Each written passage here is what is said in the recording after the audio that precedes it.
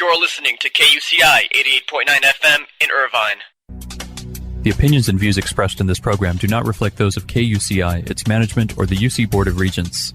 To find out more about this talk show or other talk shows broadcasting on KUCI, log on to our website at kuci.org or check out the latest program guide. This is Ashton Marcus, and I'm on location at the Odyssey Theater for their presentation of Loot. Hi, my name is Ashton Marcus. I'm with KUCI 88.9 FM in Irvine, and I'm here with Robbie Jarvis. Yeah, we've opened Loot tonight. Loot is a black comedy about two boys that rob a bank, and one of them decides that he's going to hide the money in his recently deceased mother's coffin. Great. And which character do you play? I play Hal. I play one of the bank robbers. He's a lot of fun. He ends up foiling his father and pins the entire thing on his dad. So it's kind of about how young people need to make their own way in the world.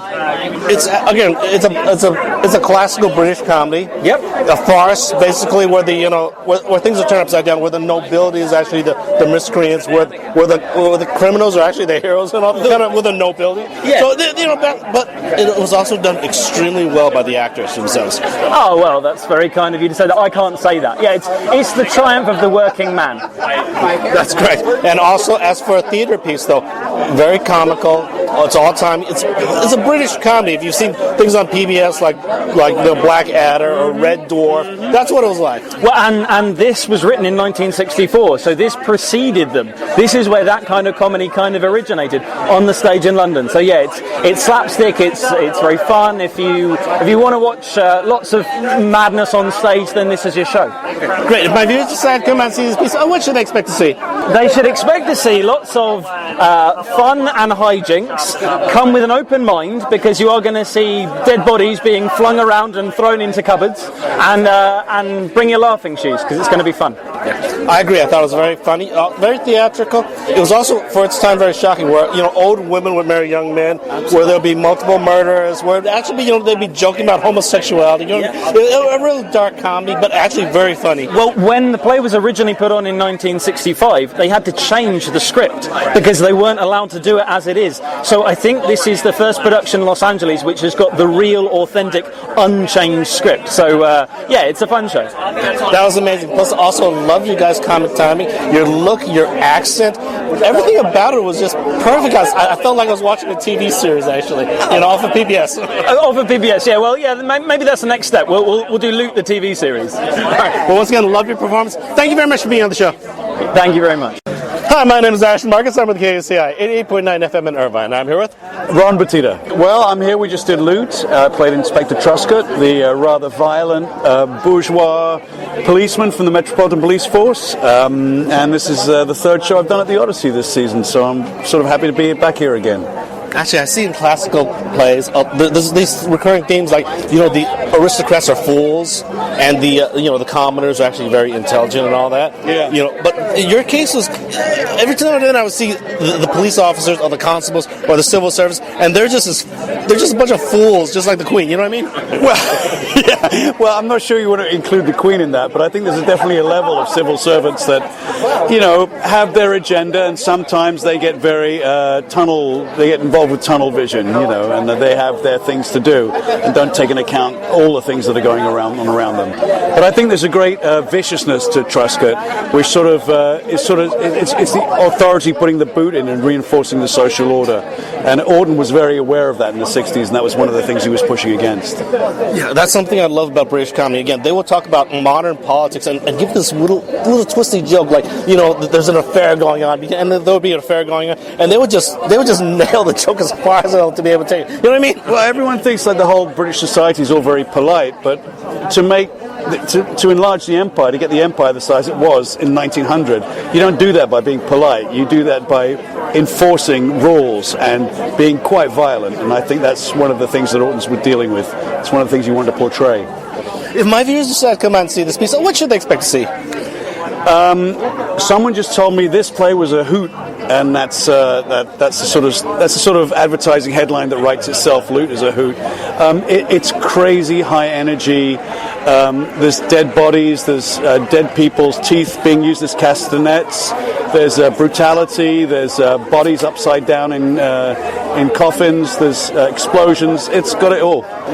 I agree. If you like British comedy, you like British farce. Basically, the jokes are very highbrow, and they actually have this dark meaning in the back about police brutality, about basically if you're a prostitute, then you're a noble person. You know what I mean? The very opposite of where things are. If you're a Catholic priest, then you're a miscreant or something like that. Yeah. That's what you get from this thing. Everyone's a miscreant in this, though. Everyone's a miscreant. Everyone's very transactional. There are no morals. Everyone's in for something, and that's the sort of thing that Auden worked. That's the world he lived in to a great extent, and that's he portrays that in this play. It's lovely. It's really fun. I love the piece.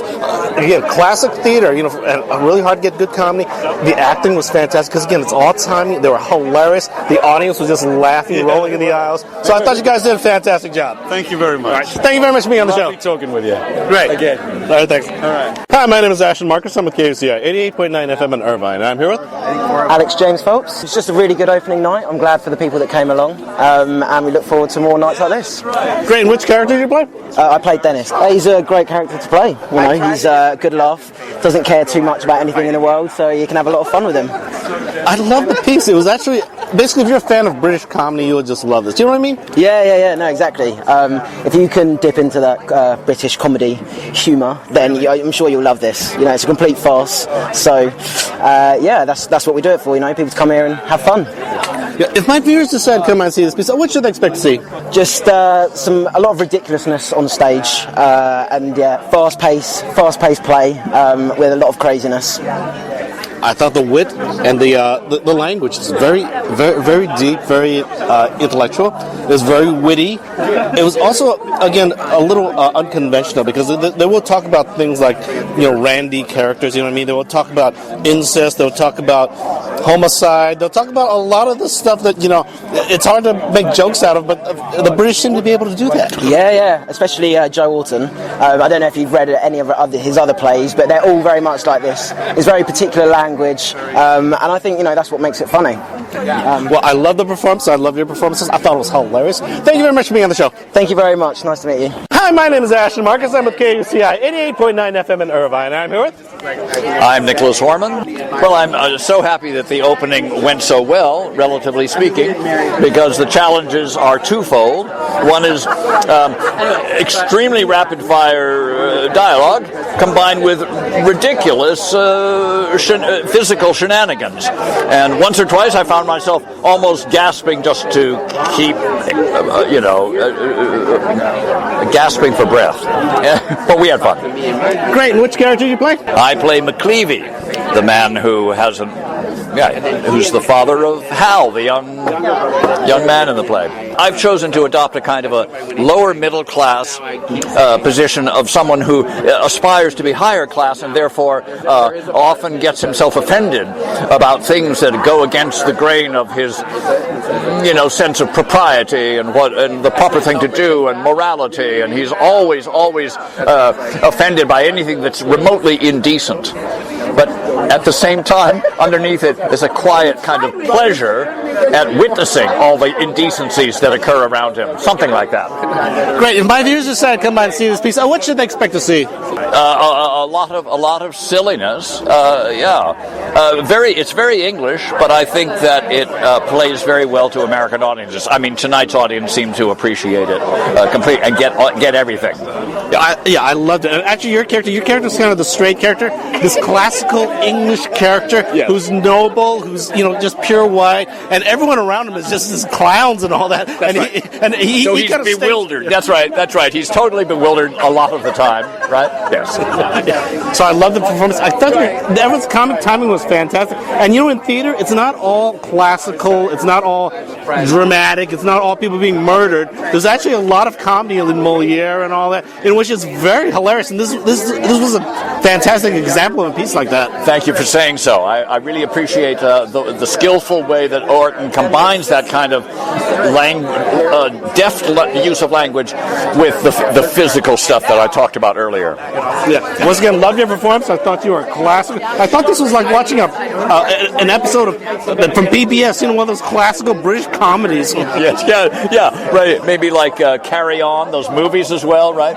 Yeah. The English are very gifted at being totally silly. Look at John Cleese. actors. Look at so many. Yeah. Once again, love the performance, and I love your performance too. Thank you very much for being on the show. Thank you for having me. I appreciate it. Hi, my name is Ashton Marcus. I'm with KUCI 88.9 FM in Irvine, and I'm here with Elizabeth Aarons. We've just done the opening night of our play Loot at the Odyssey Theatre, and I think it went pretty well. Yeah, come see it. Great. And which character did you play? I play Faye. Oh, my take on Faye. Well, she's a nurse, and she's a Catholic nurse, but she's also got a bad streak in her, so you better be careful. You definitely don't want to marry her. Thank you very much. I thought your character was incredibly charming and incredibly adorable, even though she was a terrible person. Yeah, terrible person. Yeah, the British are kind of like that. They turn things upside down, where people of nobility are like fools. You know, people who are rich are like idiots, but people who are common hard workers, they're suddenly like these incredibly intelligent people. Yeah, right. It's a fun play, though. It's a really wordy play, but it's a farce. It's like everything gets, turned on its head and twists and turns throughout the whole play, and that's what makes it fun and exciting and ridiculous and silly and just something to have a good laugh with. I agree, but again, it is actually very classical. You see Molière is like that. You'll see classical clowning is like that, and that's very theatrical. So I thought this piece basically showed that side of British comedy.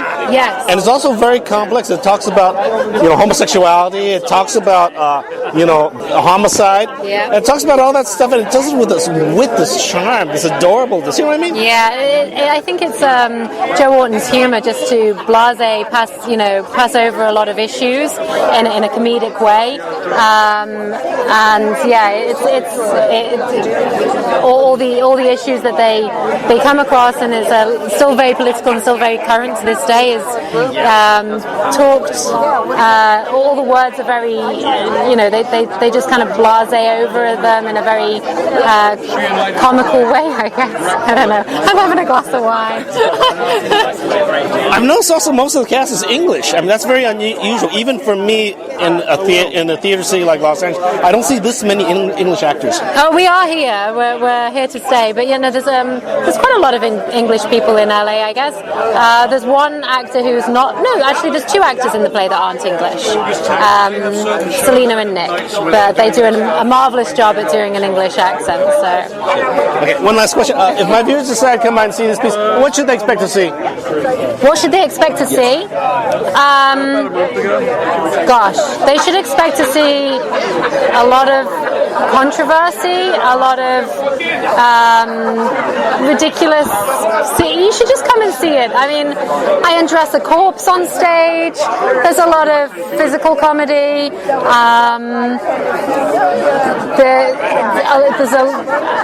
Just come and see it. I don't know. I agree. First of all, I thought it was hilarious. Great classical timing. If you love English comedy, British comedy, like Red Dwarf or Black Adder, you'll see stuff like this, which talks about these ridiculous things, but actually dark stuff too. And they just do it with such humor and grace. You know what I mean?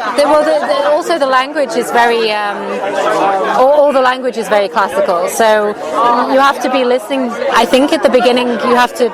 It's a bit like Shakespeare. At the very beginning, you're listening to the words and you're trying to understand what sort of genre and the flow of it is. And within a few minutes, it kind of washes over you and you understand everything that's coming. It's not modern day, but it's still a farce and it's still funny and it's a lot of fun.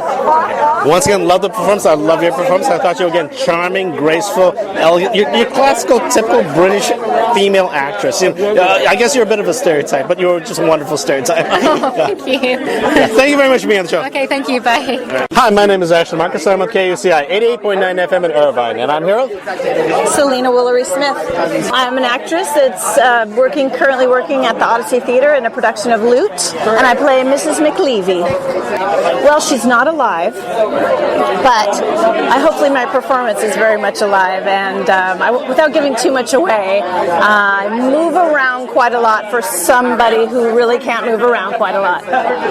If my viewers decide to come and see this piece, what should they expect to see? Oh, a terrifically funny, quick, witty, British romp, and just a laugh from beginning to end. Yeah, I noticed that it actually had a lot of classical theatrical mediums in it. For example, like the aristocracy, they're fools, and the lower common people, the thieves, are actually noble in their take. The humor is very dark. They'll talk about things like homosexuality, and make it very witty, very humorous. You know what I mean?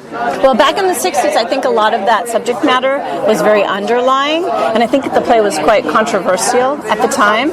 So yes, they poke fun at the play pokes fun at a lot of different things and illuminates sort of I think the police force is really what they're making fun of the most, really, in this play. But they do take a look at everything pretty closely, turn it around, make fun of it. Well, I love the performance. I love the performance of the entire cast, and you're actually a very key part of it also, because you help move things around and all that. And I thought you guys were fantastic. Oh, I so appreciate it. Without an audience, we don't have a play, so we really appreciate people coming out. And I think everybody who came out to this play tonight had a really good time, and that's really what we want. That's really all we care about. Great. Once again, I love the performance. I love your performance. I love classical British comedy. So Black Adder and all that. Well, it's more than just funny. It's kind of twisted. You know what I mean? They'll take these jokes about police brutality and suddenly make it hilarious. You know what I mean? So I just love the performance. Thank you so much. Well, isn't that what comedy does? It takes you take a real close look at it, twists it around, helps you laugh at it, but then it makes you go, ooh, what did I just laugh at? Thank you. Yeah, once again, love the performance. Thank you very much for being on the show. Thank you. Thank you so much. Loot will be playing at the Odyssey Theater from June 8th to August 10th. For more information, go to www.odysseytheater.com. This is Ashton Marcus, and I'm on location at Will Geer's Theatricum Botanicum for their presentation of Heinrich Ibsen's An Enemy of the People. Hi, my name is Ashton Marcus. I'm with KUCI 88.9 FM in Irvine, and I'm here with Christopher W. Jones. This has been an extraordinary process doing this play, and just like a multi-layered play that we've taken this. I'm Norwegian, so I've always enjoyed Ibsen plays, but it's the first time I actually performed in one. So the weight of it, and then putting this in the 1980s and adding the stain of the civil rights era and racism and the weight of that 27-layered burrito it's been one of the most challenging things I've ever done in my life. But it's been an extraordinary experience. Great. Which character do you play? I play Thomas Stockman. Thomas Stockman is a good man. He's a good doctor. He loves his family dearly. He's very excitable, and he believes in the truth, and he's so excited about being a part of the community. It's the thing that excites him the most. But he gets a little ahead of himself. He talks before he thinks, and in this play he takes things a little bit too far and stirs up some violence that almost gets them in trouble. But he's a dreamer, and he's a father, and he's a believer. I love this take on Ibsen because on the enemy of the people. Because basically, it's like your character is he's a bit too good, you know what I mean? Mm-hmm. But if you put him in the right situation, you put him in the South, you have him face racism, suddenly it just wakens it. It just makes it so relevant, you know what I mean? Of course. The hard thing, we work so fast here, and sometimes we don't get to have as many conversations as we need to have about racism and the layers of how that affects every single character in this play. And especially in 1980, to have a mixed race family at this place in rural South Carolina, and what that would do. Now we're used to that. This family is very normal now. We see commercials now at the breakfast table with a mixed race family. So to put it at that time and to feel what that would have been like, I think is extraordinary. But it requires a lot of conversation. So we have to do extra work backstage when we're not in rehearsal to have these conversations because of the spirit of this place and how quickly we move. So that has been a challenge too, is really connecting with each person to make sure we're understood and all those gaps are filled, all that connective tissue comes together, because it's so weighty. It's already weighty. Ibsen repeats himself 8 million times in every play, and then we put this on top of it, and there's a huge weight on it. There's a huge weight on us. Yeah, well, there's still a lot of racism out there, you know. I mean, yeah. There's people, there's still a lot of racism out there. No, but basically, if my viewers decide to come out and see this piece, what should they expect to see? They should expect to see a very dynamic cast. They should expect to see a very uplifting experience. They should feel uncomfortable looking at some of this racism and how it's reflecting what we're looking at right now, with whether it be the Ku Klux Klan or our president or neo-Nazis or everything in between. People posing that and throwing dog whistles left and right. So you're going to come, you're going to feel a little uncomfortable at times, but you're also going to be lifted up at the spirit of this family and how they come together at the end. Yeah, they'll also see basically dynamic, almost preaching, but preaching of, I wouldn't say about God, preaching about common sense, about fairness, about what happens when a family is threatened, about what happens when they're just about doing the right thing, and they'll be actually uplifted, they'll be encouraged, they'll be actually motivated to go out there and do the right thing. You know what I mean? I love that. I think that's great. Stockman likes to talk about the categories that we put ourselves in as human beings, poor and rich, or black and white, and he really breaks it down as the most important thing is the educated and uneducated, and it's not a bad word at all. And the lowest, the commoners in society do not. The common people are really the uneducated people. So that's the argument, and he gets into some hot water over it. But I love that. I love your take on it. I love what you said. Well, I loved your performance because first I loved your words. Almost like you were doing a rap, almost like you were singing a song, like a black musical or something like that. You were imitating like a black preacher or even the presidential candidate. So I just loved your performance tonight. I love the performance as a whole tonight. Thank you very much for being on the show. Thank you so much for having me. See you soon. Heinrich Ibsen's An Enemy of the People will be playing at Theatricum Botanicum from June 22nd to September 28th. For more information, go to www.theatricum.com. This is Ashton Marcus, and I'm on location at Skylight Theater for the world premiere of Bronco Billy the Musical. Hi, my name is Ashton Marcus. I'm with KUCI 88.9 FM in Irvine, and I'm here with Eric B. Anthony. So I'm originally from Baltimore, Maryland. Moved to LA a few years ago after doing Hairspray, Mary Poppins, and The Lion King on Broadway, and I'm here tonight representing Bronco Billy the Musical, and I'm excited that you're here.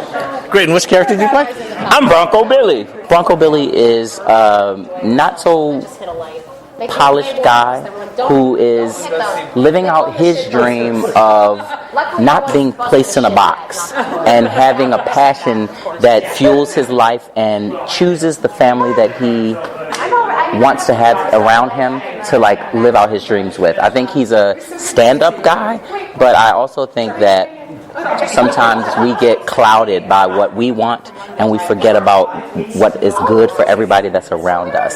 And so I like that I get an opportunity to come to a revelation about how special the people are in my life are to me, and how my dream can really manifest and help them as well. Your character was obviously a stereotypical cowboy, but actually he's different from the other cowboys you see in the old TV shows. Yeah. He had a very bad past. He was divorced. He was a veteran, and he was in jail. He was in jail. He went to jail because he had some issues with his ex-wife, and she decided to send him to prison. Yeah, but again, he evolved into a very pleasant character. It was kind of like, it's not what a person did. It's not the hand that a person was dealt with. It was actually what he did with. They say things like, you could be born with a bad hand but still win the game. Oh, for sure. You know what I mean? I do, and I think that's a great message. In that quick second that happens, I was thinking about that actually today. Just the idea that we need to have more compassion and empathy for people, because you really don't know, first of all, what somebody's past is and the things that they've had to overcome to live the life that they're living today. And so for us to just, like they say, not judge a book by its cover, because you never know what kind of gem is lying inside of a soul of a person. Well, I loved your performance. You were fantastic. You connected with the audience. Outstanding singing. I just loved your voice. Thank you. I loved your dancing. Thank you. You embodied the character because you actually looked like a role model, but at the same time like a kid. Kind of a big kid. Thank you. That's such a great compliment. I'm really, really glad that resonated with you. Yeah, and also I love the performance too because first of all, the musical is G-rated. Yes. But come on, all musicals are G-rated. Can you name one musical that's R-rated? Sir. Yeah. Have you ever seen Hair? What Hair? Well, I mean that has some like adult themes. But have you ever seen what's the show with the puppets? Avenue Q. Yeah. Have you seen Avenue Q? Avenue Q. It's a puppet show. Come on. I mean, yeah, but exactly G-rated. You think until you see it and you hear what the puppets are talking about. Okay, but this piece was G-rated, so expected to be G-rated. Yeah. About cowboy, but also again expected to have a little depth in it because it does have a message. I appreciate you saying that. Pretty good message. And I love the performance, love the singing, loved your performance because again, when you're talking about a show like this, if you don't have an outstanding cast, it can be pretty bad. You know what I mean? I do. I think any show can be pretty bad if you don't have, first of all, strong material, but also people who have really given their souls and their hearts to the development of the piece and want the audience to have an amazing experience, because that's what our cast is intending. We want you guys to go on a ride with us and really experience the joy and the bliss and the love that we have on stage for each other. Yeah, well, I love the performance tonight, and I loved your performance. Thank you so much. Thank you very much for being on the show. Yeah, it's my pleasure. Thank you for having me. Hi, my name is Ashton Marcus. I'm with KUCI 88.9 FM in Irvine, and I'm here with... Hi, I'm Amanda Lee Jerry, and I played Antoinette in Bronco Billy. I am originally from St. Louis, Missouri. I went to school at CMU in Pittsburgh, Pennsylvania, and then I moved straight out to Los Angeles, where I started doing theater and TV. Great. And which character did you play again? Antoinette. She is the romantic lead opposite Mr. Bronco Billy, Eric B. Anthony as Bronco Billy. Antoinette is a really wonderfully complex character in sort of a vaudevillian type of show, so she's really a challenge to play in a real way, but it's a really fun and exciting challenge, and she goes on this massive journey from the beginning of the show where she's this spoiled heiress who is more concerned about her own wealth than really anything else, to the end of the show where she has found a family, she's found love, and she's found selflessness and empathy overall. I really enjoyed the performance tonight. I remember once I actually reviewed a show. It was Johnny Guitar, and I was thinking, oh my God, with a title like Johnny Guitar, it's probably going to be terrible. And it was terrible. So I was thinking, going into this, what should I expect? Well, first of all, I know very well that the Skylight Theater has its reputation of having outstanding theater. I don't think I've ever seen a bad show in here. So it's got to be quality. They've got to have fantastic actors. Let's give it a try. Because again, this isn't the opening night. I usually go to the opening night, and I really enjoyed the performance tonight. I thought it was fantastic. I'm so glad to hear that. And yeah, I mean, we're so lucky to have an incredible team here at the Skylight. The whole cast, we've really become a family. Our writers are wonderful. Our producer, Gary, our director, Hunter, Janet Roston, and Anthony Luca. I mean, just everyone on this team pulled more than their own weight and did it with a smile on their face through the entire process. And we could not ask for a better way to make art together.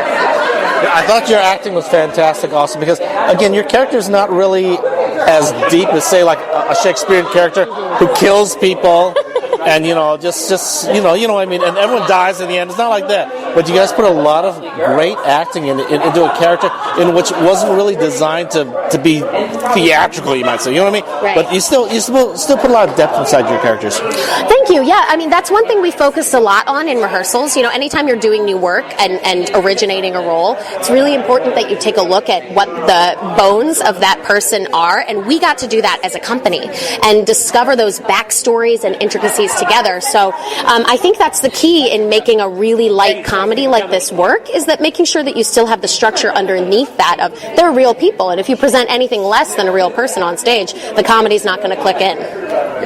Well, again, I love the performances tonight. Fantastic singing, great dancing, and also, again, the story. Again, is something I bring my kids to, too. Oh, I love it. We encourage audience members of all ages. It's a family show. It's fun for everyone, and we're so happy that you made it. Right. Thank you very much for being on the show. Thank you. Nice to meet you. Hi, my name is Ashton Marcus. I'm with KUCI 88.9 FM in Irvine, and I'm here with... I'm Pat Town. I play Sinclair St. Clair in the show Bronco Billy the Musical, and it's playing at the Skylight Theater until June 30th. So what's your take on Mr. Sinclair? Well, it's pretty much standard evil bad guy, and he's a bit of a buffoon as well. Actually, I thought your performance was fantastic. I loved it. Cheers, man. A lot of classical clowning, a bit of a stereotype evil guy, but again, actually very funny also. Oh, thank you, man. Thank you. Yeah. I had a very good movement teacher when I was in grad school, and all of that stuff I give directly to him. It's his fault. Jewel Walker from Milwaukee. Yeah. Great. If my viewers decide to come by and see this piece, what should they expect to see? You'll have a delightful evening. Fantastic music, a great cast. The cast is wonderful. It really is. Everybody involved, and it's just fun. People seem buoyant after they see it. You know what I mean? Like, that was nice. I agree. Basically, the Skylight Theater. First of all, I love the performances here, but they always have incredibly talented actors. I mean, no matter with a fantastic theatrical background. Yeah. So you guys, because this piece is not it's not Shakespeare. You know what I mean? No, it's not. It's lighter. You're not going to see people aren't going to die at the end of it. Okay, but basically, what it is, your acting still stood out, even with a character in which was very two-dimensional. Mm-hmm. But still, you put so much life in it. You put everything you could in, but not too much. Thank you, buddy. Thank you very much. Yeah, you just I'm a character actor, and I like to do people that are different from myself. So, I basically pulled that guy out of my bag of tricks. And I said, oh yeah, this guy will work, yes. He'll be very good for the show. Yeah. Once again, great voice. Cheers, man. Yeah, great acting. And again, I just love this performance. And again, it's this cast, because I know very well if this had a lighter cast in it, I really probably wouldn't like it. Right? Just because, again, the actors brought everything out of it. So you guys were fantastic. I told my wife that too. I said, I don't know if this is the kind of show I would go see, but seeing it's a lot of fun. It's a lot of fun to come see, Well, cheers. Once again, loved it. Thank you very much for being on the show. Thanks, man. Cheers. Thank you. Hi, my name is Ashton Marcus. I'm with KUCI 88.9 FM in Irvine. And I'm here with Michelle Azar. Hi, I'm so thrilled that you're here. Just flabbergasted. And I play Constance Lilly, who's like the head villain, at least in my eyes, of course. And I come to this show after not doing a musical in a long time. I've been doing a lot of stage work, straight plays, but in TV and film since, we're here in Los Angeles. And then I saw this come out, and I was like, yeah. And I'm so glad I did, because the amount of love going into this show is remarkable. They have pulled out all the stops, just technically and with all the heart, and the band is phenomenal. And we all really, really love each other backstage. And backstage is as much of shenanigans as on stage is. It's so teeny, and we're all like 14 of us, so I'm having a blast, though, and each night we just find more things to be, evil about. Wait, and which character you play again? I played Constance Lilly, the stepmother, the evil stepmother. She's just doing the best she can in the face of the fact that she was supposed to be given a whole inheritance and it was stolen. So she has to do what she has to do to get her money back. And, I have this awareness that Amanda, Antoinette, my stepdaughter, is far younger and far lovelier than me, and I don't think that that's going to work for my character, so hence boiling into more anger from that. Yes. Yeah, you guys are fantastic singers, and you yourself are an outstanding voice. Well, thank you. I grew up singing. I grew up singing in the Lyric Opera of Chicago, and I was classically trained, and Placido Domingo, standing on stage, holding his hand, singing this tiny little line in Tosca, started it. And I always did musical theater. And then I don't know. My heart kind of went back into just the storytelling. And I created this one-woman show that I've done a lot around the country. It's called From Baghdad to Brooklyn, all about my trajectory as a, mutt, Middle Eastern and American-born mom and dad. And so that's, I guess, how I started singing again. And my daughters, I have 2 daughters, and we sing a lot at home, and one of them's going off to study musical theater, and maybe there was, some cosmic shift in me that I was like, you know what, I'm going back to my roots. And she's on stage right now doing Spring Awakening, and I'm here doing this, and it just feels really right. Well, again, I thought you guys were outstanding because also I know the Skylight Theater. This is actually their first musical. Yeah. I believe so. Isn't that something? And the fact that, like, opening night, Gary Grossman, our producer and the co-artistic director here, he wrote a speech, man. He wrote a speech and he delivered it to us about what musical theater means to him and how he got started. And I really do. I feel like there's this magic connection between all these generations of people who love musical theater as its own, beautiful aesthetic, not as a auxiliary anything, if that makes sense. Yeah, I agree. And also, I know the Skylight Theater has a reputation for having outstanding actors. And again, I saw it tonight because some of your characters, well, they're either stereotypical, they're very wholesome, you might say. Not as deep as, say, like Macbeth, where you find someone killing someone, right? But again, the actors, I know for a fact, I can just tell that they were outstanding actors, and I just love the performance you guys did tonight. Oh, thank you. That's exactly what you could say to somebody after a show like this, because we were committed to not just playing archetypes or just playing caricature. And Hunter Bird, our director, really, I mean, he worked on this just like you would Shakespeare, in a sense, table reads and nuanced discussions, and then it becomes what it becomes. But hopefully all that background is behind all of us, because we are all, serious actors, and we take our storytelling craft as such. And I find that the blessing in the whole thing. Well, once again, I love the performance. I love your performance too. Thank you. I'll keep on singing. Thank you very much for being on the show. Thank you. That's awesome. Thank you. Hi, my name is Ashton Marcus. I'm with KUCI 88.9 FM in Irvine, and I'm here with Bella Hicks.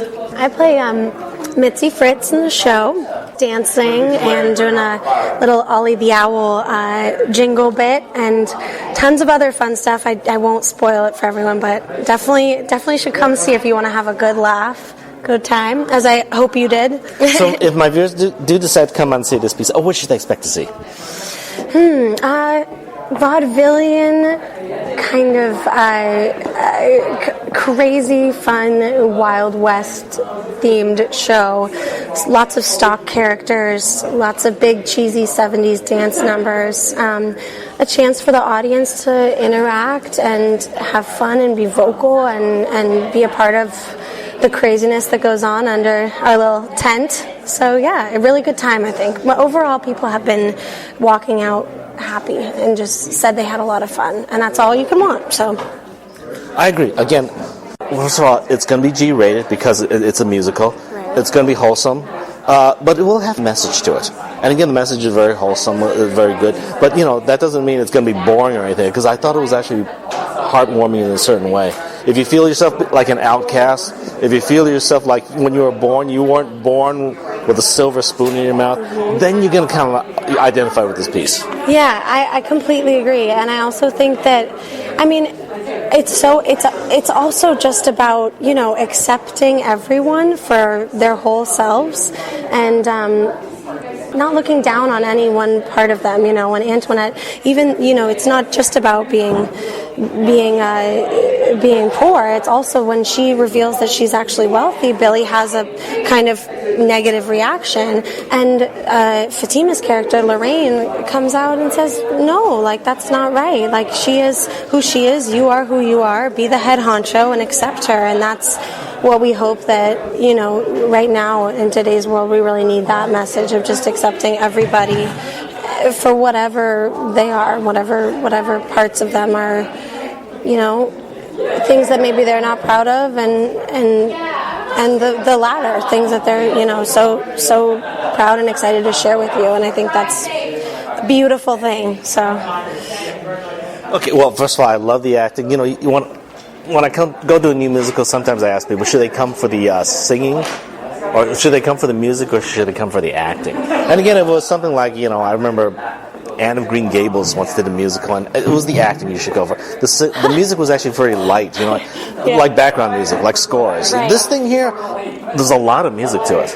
again, catchy tunes, but the acting was fantastic because this theater company is well known for their acting. So the directors, the producers will only cast outstanding theater actors, and you guys are fantastic actors. Thank you. Well, they've never done a musical. This is their first ever musical, and they didn't even, we're the biggest cast they've ever had. They didn't even have enough room for us in their dressing rooms. We had to make do, and we came in and took over the place. But they've really supported us wholeheartedly. The Skylight Theater has been an amazing home, and I agree with you. I think that this show, it's like a 70s just guilty pleasure fun, there's a disco dance, one crazy ballad, 70s ballad after another, and it's just, by the end of it, you're humming them, and you feel like, you've been taken on that journey, definitely through song. It's definitely song-led, so I agree with you on that, for sure. Well, again, I really enjoyed the performance tonight. I loved your performance, too. Thank you. Yeah. Thank you very much for being on the show. It's so nice to meet you. Thank you for coming all this way. We really appreciate every person that comes and is a part of it, so thank you. Hi, my name's Ashton Marcus. I'm with KUCI 88.9 FM in Irvine, and I'm here with Mark Cardiff. Y'all come quick down to see Bronco Billy. Great. And which character do you play tonight? I play Edward Lipton, the lawyer. My take on Edward is that he's slimy and sneaky and will do anything for money. If my viewers decide to come out and see this piece, what should they expect to see? They should expect to see just something that's a lot of fun. I mean, that's the bottom line. It's not too deep, although it does have a nice message, about family and going for your dreams and everything. But really, it's just a lot of fun. I agree. Basically, just about every single musical is G-rated. I mean, think of it. Can you think of an R-rated musical? So basically, it's for kids. So it's not This is definitely G-rated. I mean, the creators went out of their way to make sure there was no bad language. Like even stuff you can say on TV is not in the show. So it's just fun. Exactly. So it's not going to be. Basically, it's not going to be as complex. They're not all going to die at the end. You know how theaters are? Everyone just dies at the end. Spoiler alert, happy ending. Exactly, a typical musical. Bronco Billy the Musical will be playing at Skylight Theater from May 10th to June 30th. For more information, go to www.skylighttheater.org. This is Ashton Marcus, and I'm on location at the Odyssey Theater for the Dance On Productions presentation of Tennessee Williams' A Streetcar Named Desire. Hi, my name is Ashton Marcus, and I'm with KUCI 88.9 FM in Irvine, and I'm here with Susan Prever. Oh my God, I'm so tired. I'm so glad this opening night is over because this is the hardest role I have ever done in my life, the hardest role I will ever do, most likely. And whether I get to do it again, who knows? But oh my God, I'm a little bit in a weird zone. Like I need to go to a mental hospital or something. And which character did you play? Only Blanche Dubois. Well, the music of the play is written in an extraordinary way. It is probably Tennessee's, besides Glass Menagerie, it is probably Tennessee's best play. And everything in it works. It's just what the actors and the director have to do is to find a way into this incredible music. And so you have to find the melody inside yourself to play those words because it's got to be in you or you can't because it's so layered and so complex and so extraordinary actually that you can't just read the words, you have to embody them with your entire being all the way out to your fingertips. I agree. Basically, I love your eloquence. The words just flowed out of your mouth. Your body kind of flowed with the music, almost like you were doing a dance at the same time. Very graceful, very elegant, a reflection of Southern aristocracy. Well, that's what she was, but she's lost it all and has forgotten how to keep it all, and she has become a prostitute to sort of just to survive, but that's not something she wants to reveal to people, obviously. She wants Mitch to save her. Anyone to save her, actually. I love the way it had these undertones, reflections of, you don't know if she was a prostitute or not, but it was alluded to. You didn't know that there was a gay scene in there or not, or that her husband was gay. It was alluded to, and you didn't know that she was raped or not. It was alluded to. It was just tastefully done behind kind of a silk curtain where you kind of see the images behind it. You know what I mean? Oh, good. Well, I'm glad that happened. That's a lot of work on the part of the director, our great director, Jack Heller, and the actors to create that. Because it's not a lewd play, but it has the undertones of the complexities of human behavior. It has all of them in there. If my viewers decide to come out and see this piece, what should they expect to see? They should expect to see a very dangerous, a very sexual, a very sensual, a very colorful, a very roller coaster ride of emotions with every character, and a beautifully written story. I agree, and also the acting on this was outstandingly done, because again, it's a very long play. It's very challenging. You got to get this thing right, otherwise it'll seem stereotypical. It'll seem like just an old record being played. You know, it would seem awful. It's almost like watching bad ballet. If it's not done extraordinarily well, or bad Shakespeare. He is. I don't want to compare Williams to Shakespeare. He's more of a modern classic. But if it's not done well, it is boring as hell. And yeah, you can't just tell the words. It has to be completely embodied from the inside out. Well, I love the performance. I thought it was a real tour de force for you. I'm going to remember this piece for a long time. Oh, good. Basically because it was so well done. It was so tastefully done. Because, again, it's actually really hot and heavy, and if you don't do it right, it can be a mess. You know what I mean? It's like doing an omelet. If you don't do it right, it's going to be a mess. We didn't overcook it then. Right. Well, once again, loved your performance. Thank you so much. Thank you for being here. Yeah, thank you very much for being on the show. Thank you so much. Thank you for having me. Hi, my name is Ashton Marcus. I'm with KUCI 88.9 FM in Irvine. I'm here with Max Williams. I'm so grateful to be doing this part. You know, it's been a dream of mine my whole life, and I wouldn't trade this instant for anything. I'm just grateful. Great. And which character did you play? I played Stanley. What's your take on Stanley? I'll give you a one-word answer. He's a savage. That's what he is. Did you take a lot of influence from, say, Marlon Brando? No. I never watched the film. I've never seen the film. I've seen clips. I know his work. I really wanted to stay away because, and I'm not going to read any reviews. This play is what we're doing with it, and whatever happened 75 years ago, 72 to be exact, that's their journey, and that part was lionized for him. But this is about the play. It's always been about the play, and I truly believe if I hold on to that, then everything will be okay. We did the work. That's it. You actually kind of remind me of, say, a young Archie Bunker. Young and trim. But also, one thing about him, he always loved his wife. Yeah, he did. Yeah, that was, you make a choices, not to get actory, because that's boring. But Stanley, that's the one thing that he is faithful to. It's the one thing he is. His wife is everything to him. Everything else is chaos, but his wife is his anchor. And if that goes away, he will have nothing. If my viewers decide to come out and see this piece, what should they expect to see? Raw, relentless passion. I agree. Basically, again, this version of Tennessee Williams, I love the way you guys, put yourselves into it, put your voices into it. Basically, sing a song, a Southern song, a Tennessee Williams song. You know what I mean? Just very artfully done. I love that. That's really beautiful, man. I appreciate you saying that.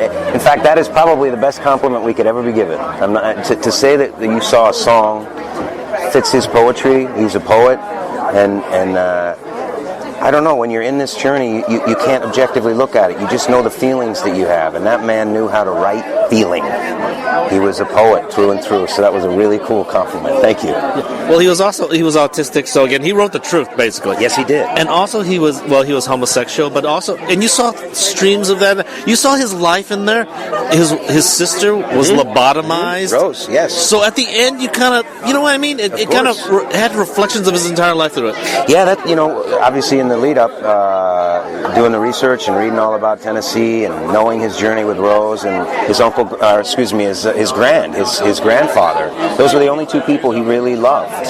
And, the grandfather died. He actually was writing Streetcar in Key West in January of 47 and with his grandfather. And his grandfather was the inspiration on that trip. Then he finished it in New Orleans, but he started it in Key West with his grandfather. So, he was a wild man, Tennessee, and I'm so grateful to say his words. I don't know if I'll ever get to do it again. I'm grateful. Well, I loved your performance tonight. I thought it was beautiful. Thank you. And something I always remember. Oh, wow. Yeah. Wow, that's something, man. There's another beautiful compliment. Thank you very much. That's really cool. Because I love Archie Bunker. I love Carol O'Connor. I love Tennessee Williams' work, so you just did a wonderful job tonight. That's so cool. Thank you so much. Have a beautiful Memorial Day. Yeah. Thank you very much for being on the show. Cheers. Hi, my name is Ashton Marcus. I'm with KUCI 88.9 FM in Irvine. And I'm here with Melissa Sullivan. I just finished Streetcar Named Desire. I'm playing Stella, and we opened, and we're having a great time on the patio. I think the show went really well. We have 6 weeks, and I'm really excited to be part of this cast and crew. Everybody works together so well, and it's just an honor to be living in Tennessee Williams' words and world. Really excited. So what's your take on Stella? I think Stella is torn between the old world and the new world. Her sister and Stanley. She wants everybody to be happy. And she's has a lot of love, for her sister, and a lot of love for Stanley. And I think that's a really difficult thing. And that's part of the arc that I've been working on with her character is the transition and the decision to stay with Stanley. Would women find this rather insulting? That they allow men to beat them up, they allow men to get away with being boys and all that. Do you find it? Do you just find it a little distasteful? Well, you have to think it was written in 1947. Times have changed, which is a good thing, but domestic violence, it's still happening, and the cycle of abuse is still happens. So it's very pointed. You have Eunice, you have Blanche, and Stella. They're all going through that and have witnessed, and then also gone through the misogynistic culture, right?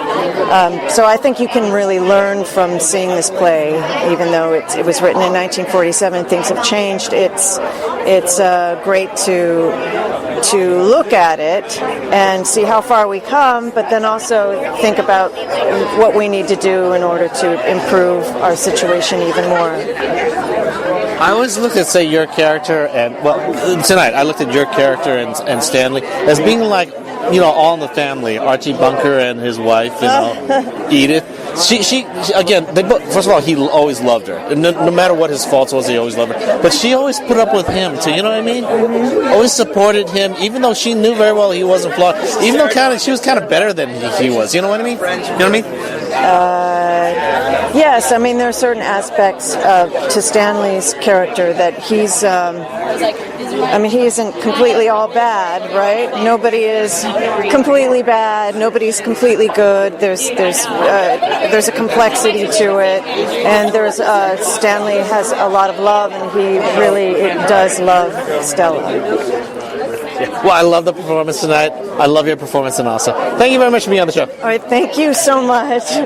Hi, my name is Ashton Marcus. I'm with KUCI 88.9 FM in Irvine, and I'm here with Christopher Parker. I played Mitch in Streetcar, and it was great. Thank you for interviewing me. Come and see the play. It's wonderful. Tennessee Williams and poetry and magic and savage beasts, and they fight it together, and I'm not going to tell you who wins, the apes or the beautiful people. You have to come and see it. Okay, good. And your character, Mitch. What's your take on Mitch? He's a lonely man looking for love, and he found it, he thought, and it turned out differently. and now he has his mother to go home to, and she won't live long. I like the way you played your character because it gave a little realism into a piece that was very intense. Kind of like, putting a white background behind really bright, vibrant colors. That was your character. Oh, thank you very much. Yeah, the soft characters in Tennessee Williams, they have to be lit that way. They have to be colorful and wear like a colorful shirt because they're so soft inside. Yeah. Well, I love the performance tonight. You guys played it intensely, gave tremendous respect for Tennessee Williams, and just played it very beautifully. Well, thank you very much. It was nice talking to you. Thank you very much for being on the show. All right, bye. A Streetcar Named Desire will be playing at the Odyssey Theater from May 25th to July 7th. For more information, go to www.odysseytheater.com. This is Ashton Marcus, and I'm on location at La Mirada Theater for their presentation of Disney's Beauty and the Beast. Hi, my name is Ashton Marcus. I'm with KUCI 88.9 FM in Irvine, and I'm here with Todd Adamson. I just moved out here from New York City. I live in West Hollywood, and new to La Mirada. Great, and which character did you play tonight? I play the Beast. What's your take on the Beast? What's my take on him? Well, he's a very complex guy.